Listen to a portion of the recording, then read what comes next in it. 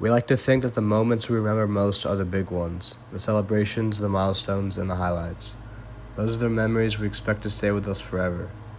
But in Tobias Wolff's Bullet in the Brain, the moment that defines a life isn't grand at all. In fact, Wolff shows the exact opposite.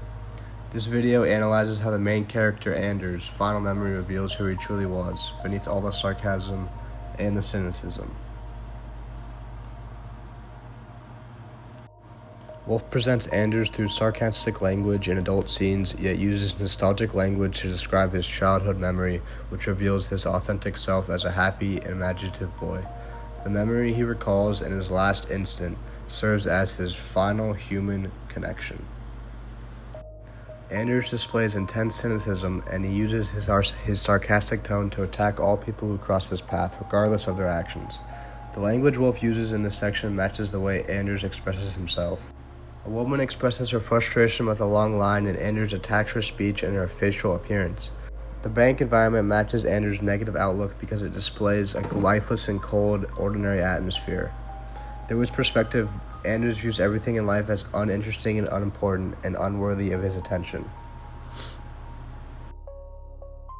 During the robbery, Anders expresses his reaction through his typical sarcastic comments. The robber uses a familiar phrase which makes Anders laugh. His final moment ends with the same dismissive behavior which defined his adult life when he gets shot. The medical description of the shooting event states, "The bullet entered the brain through the cerebellum, which contains vast memory storage."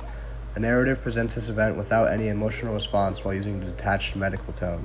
The lack of emotional expression in the words demonstrates how completely Anders has lost his inner self.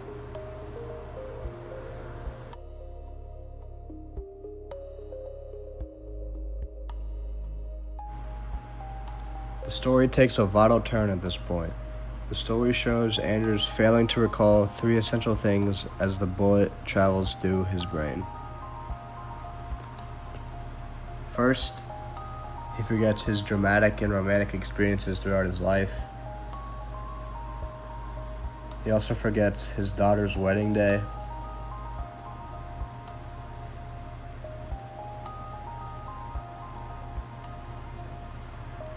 And he forgets his big achievements and honors.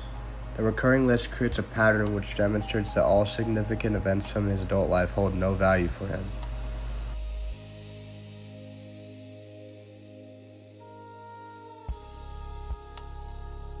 The story takes a sudden turn when Wolff introduces a new tone. The language becomes gentle, and the description uses warm colors to create a sunny atmosphere.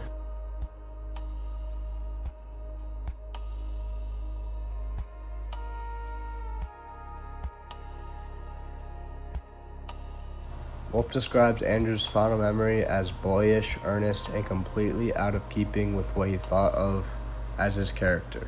That phrase, "out of keeping," is everything. It shows that the adult Anders is a facade, a layer of bitterness over someone who once felt joy. Wolff makes it clear the person Anders became is not who he truly is. The memory reveals the innocence still alive within him.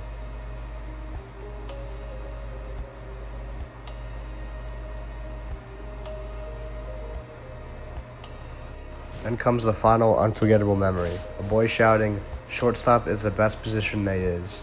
The sentence is grammatically wrong, the kind of thing the adult Anders would normally criticize. He spent his entire career judging others' language, but in this moment, language becomes pure sound and joy again. The young Anders finds beauty in the rhythm of the phrase, not in its correctness.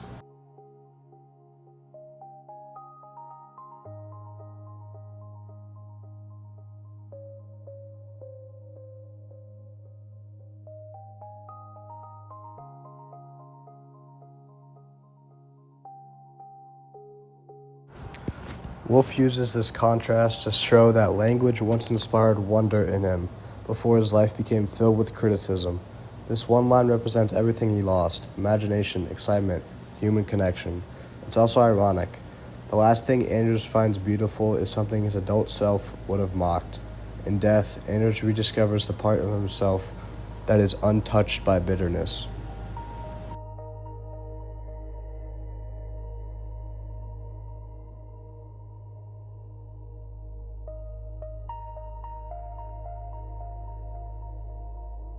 Wolf uses the childhood memory to suggest that memory can protect the most human parts of us, the parts that adulthood often crushes. Anders doesn't remember anything impressive. He doesn't remember anything great. He remembers joy. The story's message is that the moments that define us are often small, ordinary, and unexpected. The simple sentence, "Shortstop is the best position they is," becomes a symbol of innocence that outlasts the bitterness of adulthood, even at the moment of death.